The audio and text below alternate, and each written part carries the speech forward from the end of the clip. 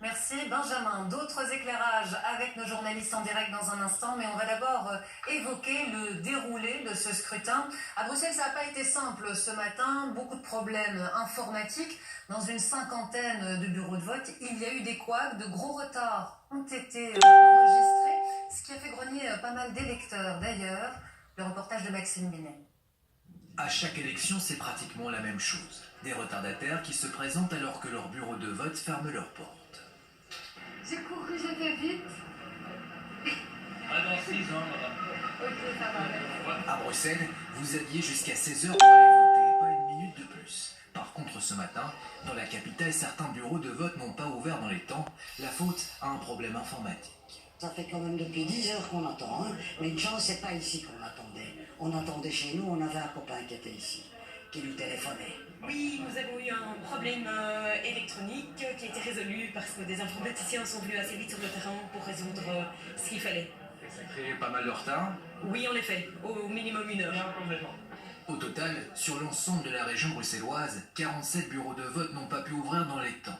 Ce sont les communes d'Uccle et de Forêt qui auraient été les plus concernées. La raison de ces problèmes est simple, certaines clés USB contenant les listes électorales de chaque commune ont été mal programmées. Il y a eu des problèmes informatiques ici à Bruxelles. Vu les enjeux, je préférais quand même le vote papier, mais bon. Je ne suis pas spécialement méfiant pour le vote électronique. Moi, j'ai jamais eu de problème. Mais sur cet endroit, c'est la première fois qu'on vient voter.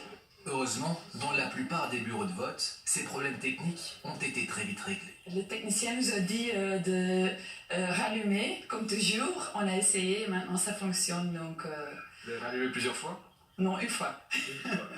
Dès midi environ, la situation dans la capitale est revenue à la normale, et tant pis pour ceux qui se sont levés tôt, dans l'espoir d'éviter de longues files d'attente. Ces problèmes informatiques font un peu mauvais genre. Souvenez-vous, en 2012, il y avait déjà eu pas mal de bugs. On est donc en droit de se demander si on a suffisamment tiré les leçons des couacs précédents. Élément de réponse avec Simon Brel. Lors du scrutin de 2014, un problème technique était déjà survenu. 2000 votes avaient été annulés.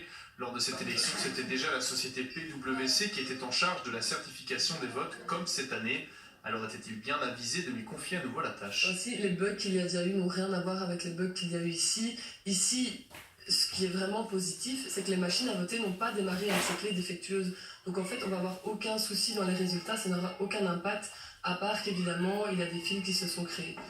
Pourtant, cet après-midi, d'autres problèmes sont survenus, comme à Molenbeek, où l'ordinateur qui centralise les résultats est tombé en panne, et à Anvers, on a dû procéder à un recomptage des votes dans 5 bureaux. Une fois de plus, il y a des problèmes, et une fois de plus, seuls les techniciens des firmes agréées peuvent contrôler ce qui se passe. C'est ça le grand problème, c'est que ces élections ne sont plus entre les mains des citoyens, enfin du moins avec le vote électronique. Aujourd'hui, 5 délégations internationales sont venues assister au vote électronique. Malgré les bugs occasionnés à la sortie des urnes, tous se disent convaincus. En Corée, la population n'a pas vraiment confiance dans le système de vote électronique. Nous avons une technologie tout à fait développée, mais nous ne l'utilisons pas. En Belgique, à Bruxelles, c'est utilisé. Je suis très impressionnée par ce système.